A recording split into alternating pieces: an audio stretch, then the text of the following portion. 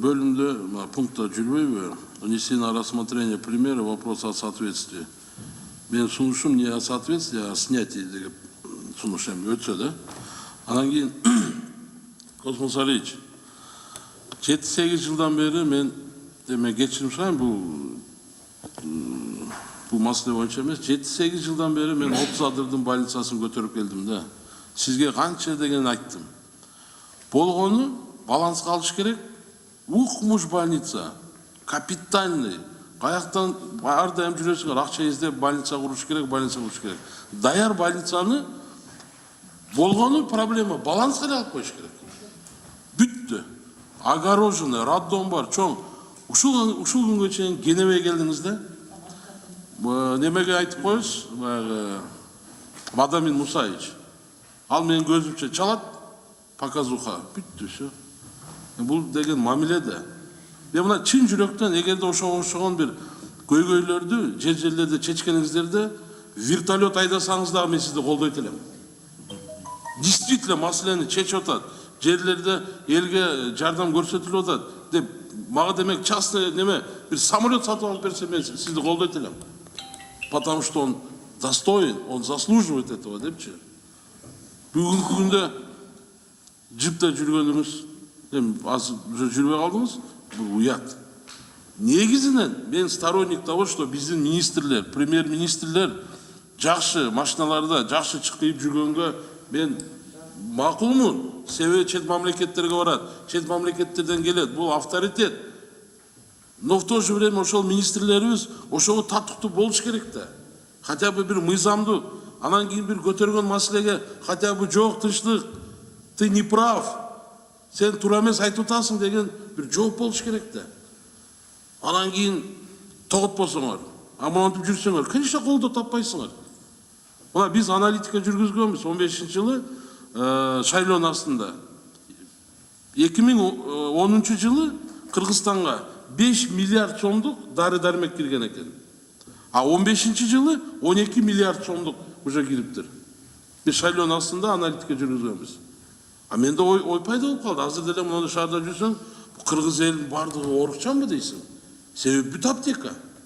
Анан кандай ал жерге дары келип атат, аны Кудай билет. Менде мисалы күмөн чоң.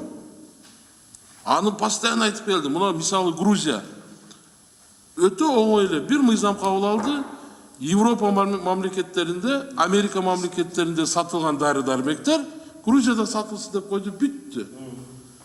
Ошону канча жылдан бери айтып келем. Бир жок дегенде тынчтык, сен туура эмес айтып атасың деген бир жооп жок да, кенебестик, тоготпогондук. Бул лично сиз эмес. Вот сиз, замдарыңыз, мурунку министр, негизинен эле Министерство здравоохранения да. Анан эми туура бизде кандай бир сөз сүйлөп койсоң, замечание сүйлөсөң капа болосуңар. Анан кийин мен деле аны жамандайм, мен деле анын артынан бир нерсе кылам деген ушундай принцип болуп калды да. Ошон үчүн Космос Алиевич, мен сиздин ордуңуздачы, мен сиздин ордуңузда болгондо, койгула, мен кечирип койгула, мен силерди кыйнабайм, мен өзүмдү кыйнабайм дейт элем. А так мен мисалы жеке бир сизге бир неме кылгым келбейт. Негизинен же болбосо саламаттык сактоо министрлиги ушундай бир болуп калган бир мекемеде ал жерге баргандан кийин эле бардыгы ишинсени сезбей тоготпой калабы деген бир ой да. Мен жооп берип койсом болобу, Тынчтык Ыбрайымович? Урматтуу Тынчтык Ыбрайымович, жана сиз айтып аткан 30 адыр боюнча мына мен азыр башынан бери элеметтик биздин саламаттык сактоо жагында ушундай көп ооруканаларда азыр мындай айтканда правоустаночный документтери жок, көп нерселер бар экен. Мына четинен баштадык, документтери да жок. Ал маселени биз чечип атабыз. Ушул жоопту дагы мен ала албадым да. Ушул жооптучу. Шайназаров, 30 адырда правоустанавливающий документтерди тактап атабыз, тактап бүткөндөн кийин алабыз деп койсоңор, мен болду, жыргап баягы 7-8 жылдан бери жүрөм мен. Ушинтип эле.